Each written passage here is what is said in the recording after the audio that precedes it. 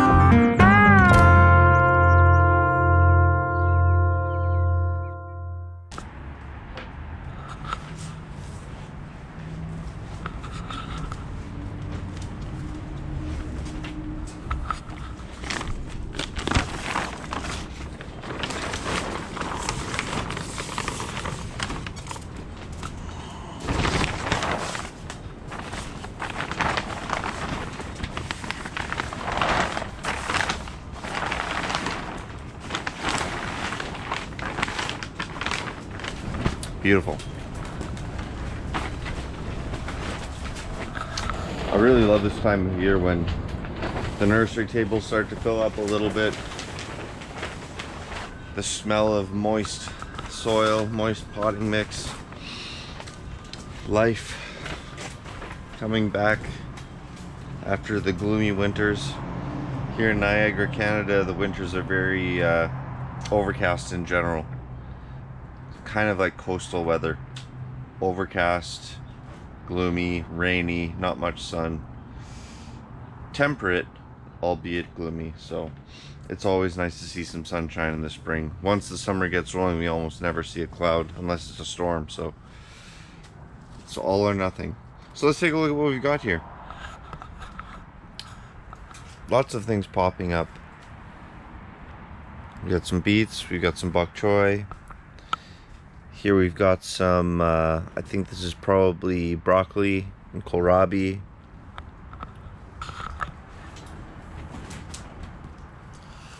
Swiss chard.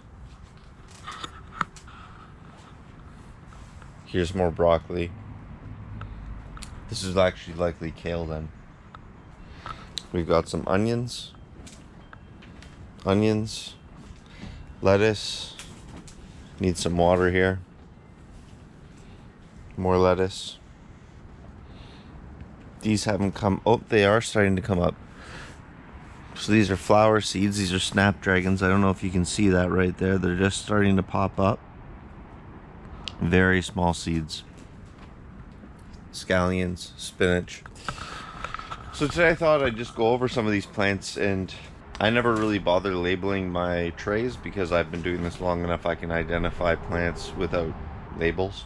So if you're new to this and say you just did a bunch of sowing and things are starting to come up but you forgot to label, I'm just going to offer you a few simple tips on how to identify different plants and kind of hopefully embed some easy trademarks for different types of plants that'll make it easier for you to identify them.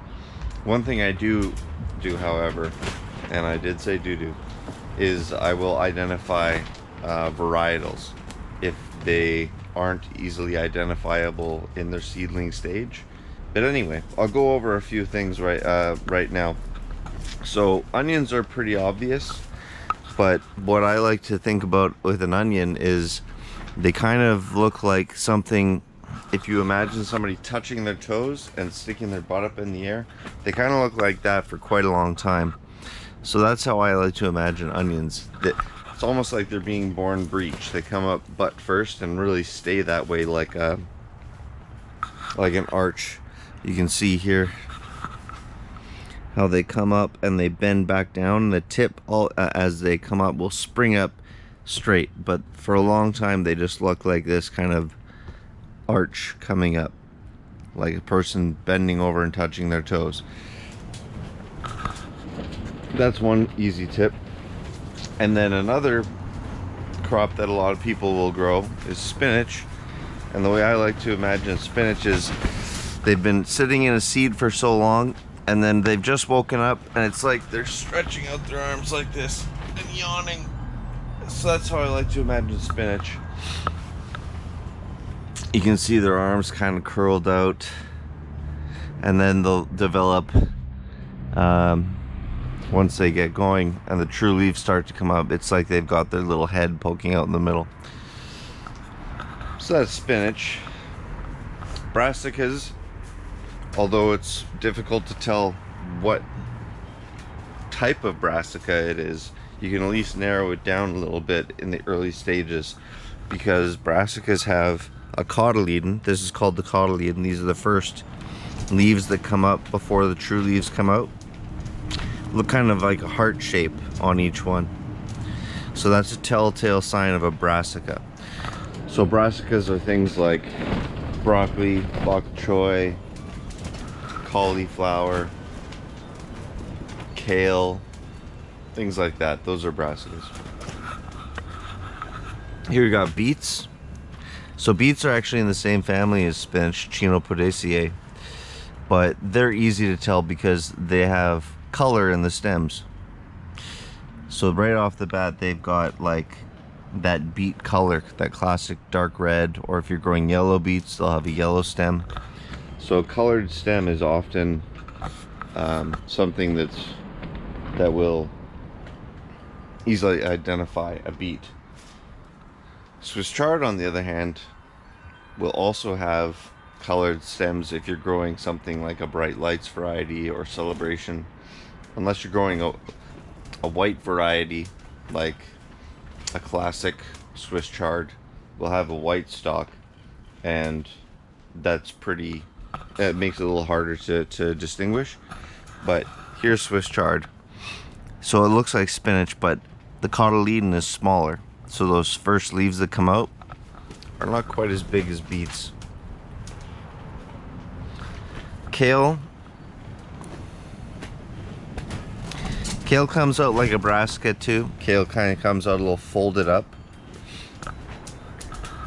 That's about all I see here right now. Oh, I've got some lettuce here too. So lettuce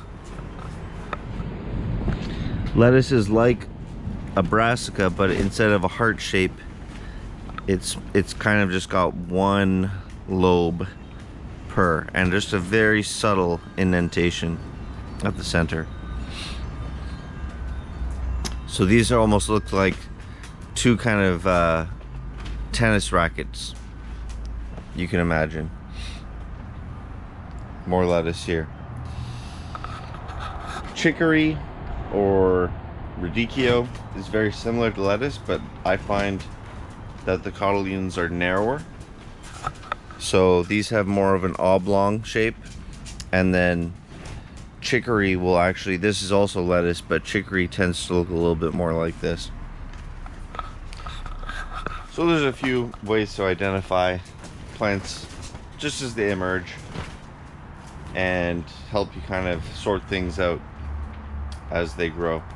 So hopefully that is helpful to you if you find yourself a little bit confused and upset with yourself after realizing you forgot to label your seedlings. Alright, if you found that helpful, please like and subscribe, and stay tuned for more videos as the season goes on. Ciao.